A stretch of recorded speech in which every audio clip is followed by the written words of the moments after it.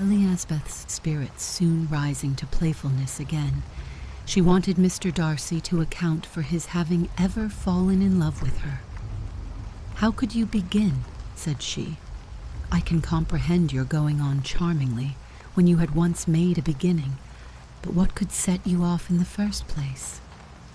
I cannot fix on the hour or the spot or the look or the words which laid the foundation. It is too long ago.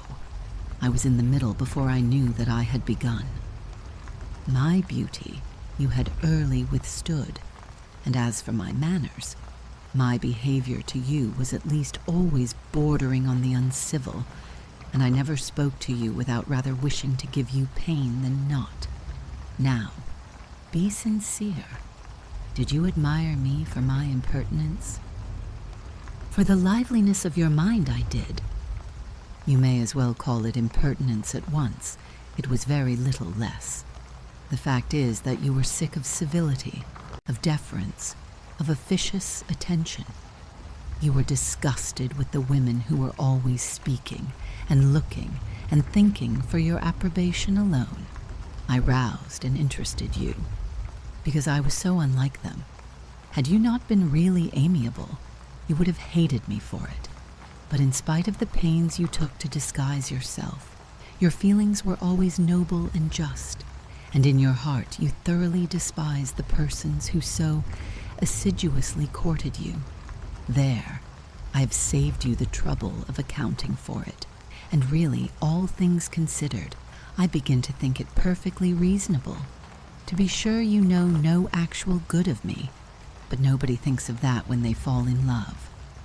Was there no good in your affectionate behavior to Jane while she was ill at Netherfield? Dearest Jane, who could have done less for her? But make a virtue of it by all means. My good qualities are under your protection, and you are to exaggerate them as much as possible. And in return, it belongs to me to find occasions for teasing and quarreling with you as often as may be. And I shall begin directly by asking you what made you so unwilling to come to the point at last. What made you so shy of me when you first called, and afterwards dined here? Why, especially when you called, did you look as if you did not care about me?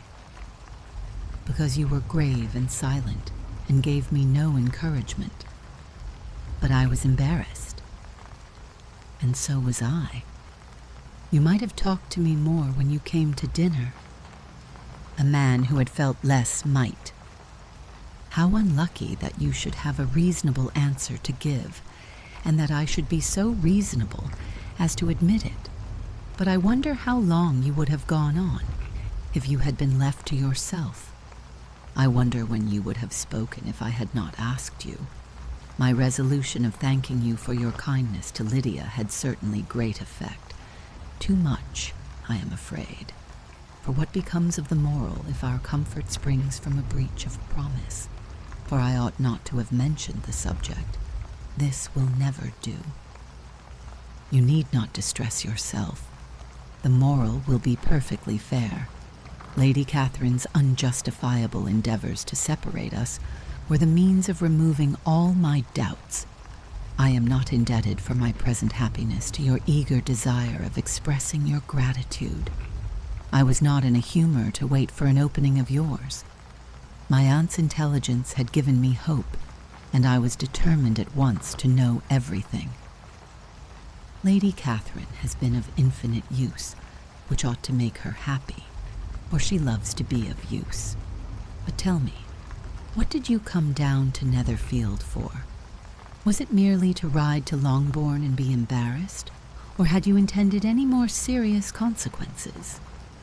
My real purpose was to see you, and to judge, if I could, whether I might ever hope to make you love me. My avowed one, or what I avowed to myself, was to see whether your sister was still partial to Bingley, and if she were, to make the confession to him which I have since made. Shall you ever have courage to announce to Lady Catherine what is to befall her? I am more likely to want time than courage, Elizabeth, but it ought to be done, and if you will give me a sheet of paper, it shall be done directly. and if I had not a letter to write myself, I might sit by you and admire the evenness of your writing, as another young lady once did. But I have an aunt, too, who must not be longer neglected."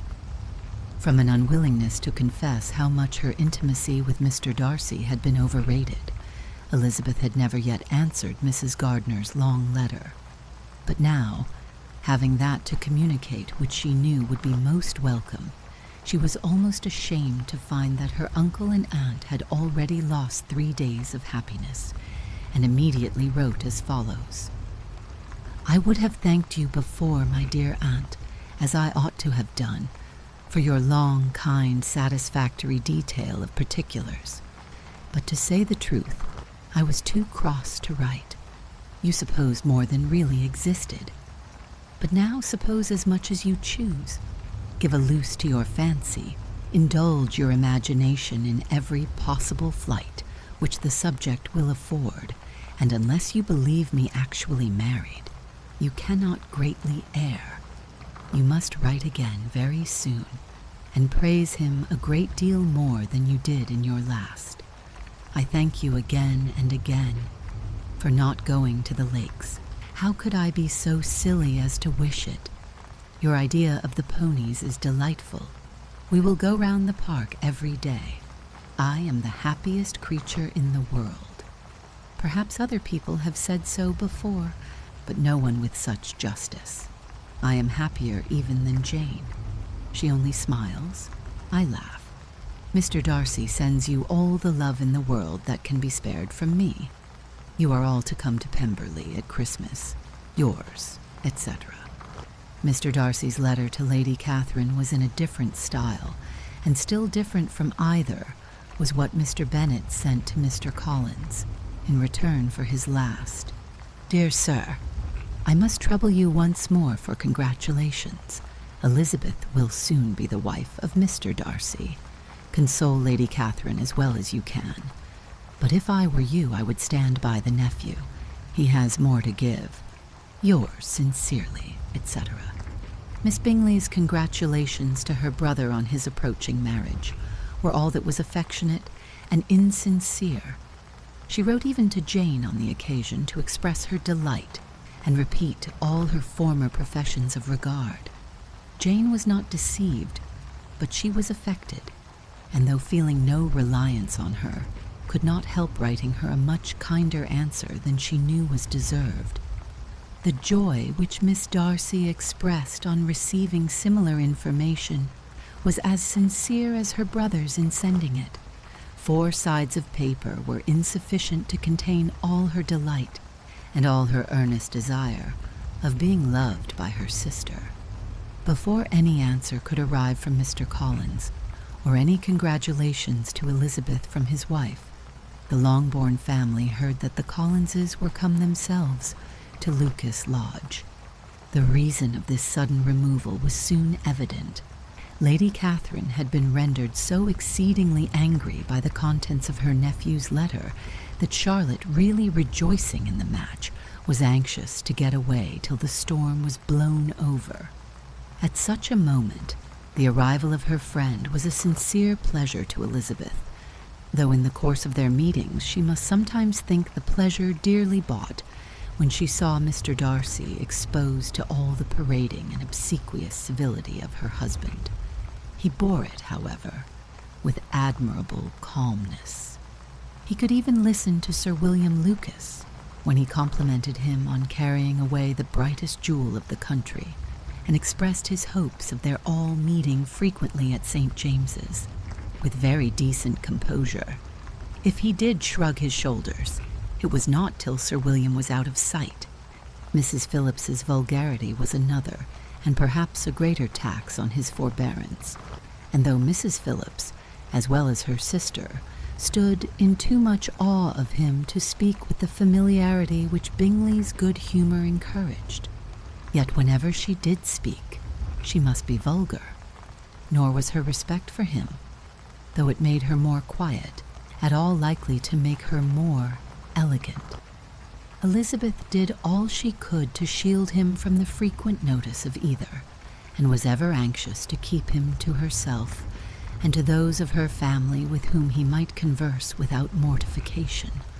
And though the uncomfortable feelings arising from all this took from the season of courtship much of its pleasure, it added to the hope of the future, and she looked forward with delight to the time when they should be removed from society so little pleasing to either, to all the comfort and elegance of their family party at Pemberley.